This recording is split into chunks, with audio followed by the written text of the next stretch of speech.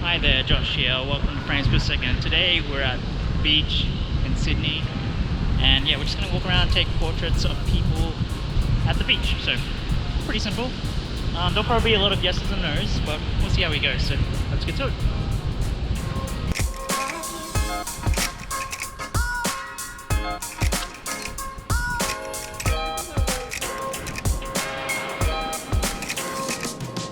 So here we are at Maroubra Beach in Sydney, and I thought I'd walk around trying to take some street portraits. Cute dog.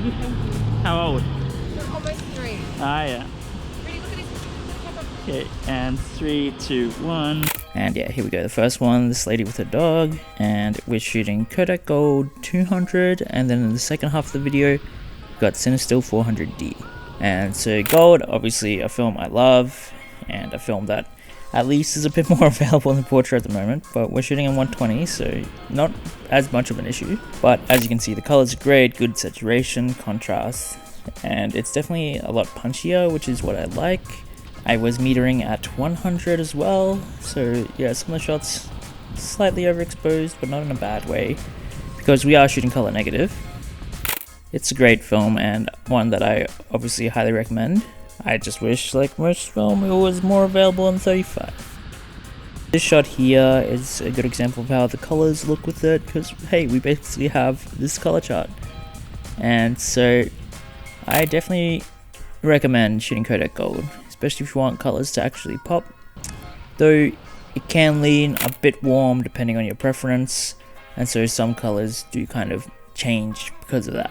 But I love it. I love saturation, I love punchy looking shots and colors, and so it's my go-to film, also because Portrait 800 is double the price.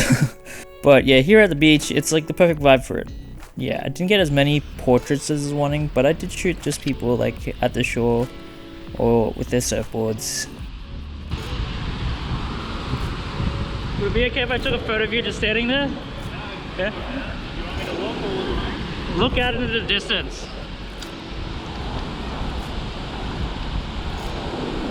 Okay, and yeah, as you can see on the white of the surfboard, still really good at latitude. And normally the cheaper films are cheaper because they don't have as much, but when you're shooting 120, not as much of a problem. I do kind of wish the clouds here had a bit less of like a red tint to them, so they could be more white. Yeah, I think for me that's kind of where it's a little bit lacking, is just to balance off the colors of the ocean and the sky. The sky isn't as punchy compared to if you were just taking a photo of the sky. Now this shot's not as bad, but there's still that kind of magenta touch just in the sky, which wouldn't be as present with other films, say Pro 400H or 160NS, but yeah.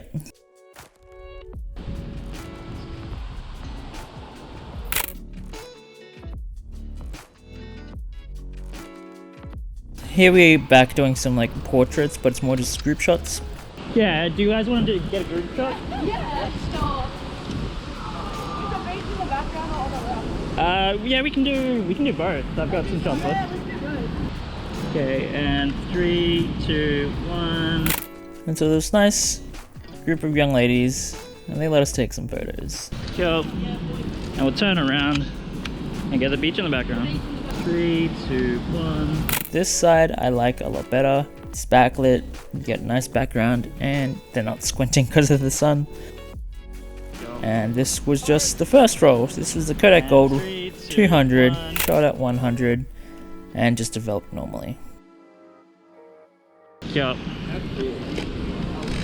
Oh, that was the last shot. Go. Lucky. Sorry to bother you, but I like how your jacket matches your hat. I was wondering if I could take your photo at all. But then we move on to the Cinestill 400D, which this was my first time shooting it. Actually, I had shot a roll of 35 the day before, but we haven't got to that video yet. And so yeah, this lady just had a lot of nice different colors, and I wanted to see how colors looked with the film. It's a bit on the cooler side, a little bit, yes, yellowy. But if you want a yellower look, obviously you can adjust that in the edit. Cinestill say that it's a brand new film, I'm not sure how much to believe them because it does look very similar to Vision 250D. But I will say in the highlights you don't get the halation, so they're obviously doing something different, and it could be a brand new film, but the look of it is very similar to 250D, though given that they are Cinestill, that could be what they were trying to achieve. So I'm not too sure. It'd be cool to like actually talk to someone that works there and find out, but it's still like a good film. And like even if it was 250D is a great film, and to have to not process it in ECN2 definitely makes life a lot easier and a fair bit cheaper. Though there are a few labs in Australia that do ECN2, so I do recommend trying that out because they also sell rolls of it too. I recommend B2 Darkroom in Melbourne. They do a really good job. And yeah, here there was another portrait. Go. You just want to stand there, that'd be great. Thanks. Okay, and 3, 2, 1. I wish I could have done a bit more, but there were several people I asked that just didn't want photos taken, which is fair enough. I think it's always good to ask, particularly at the beach, because people are in less clothing. Yeah, obviously there are times where you really want to get a cool shot, and if you ask the person, it's not going to be the same. But I think in certain situations, it's best to ask. And unfortunately with this shot, I was taking this photo of this guy with his fishing line, and then one of these seagulls decided to fly right in front of them, just to ruin my shot, so thank you, bird. Well yeah, it was a nice day at the beach. Maroubra Beach is quite nice, and it's not as busy as Bondi.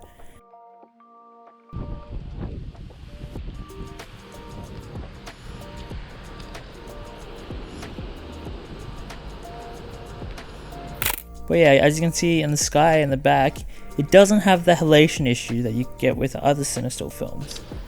Which like has me thinking like maybe it is a new film, or they've found a new way to do 250D.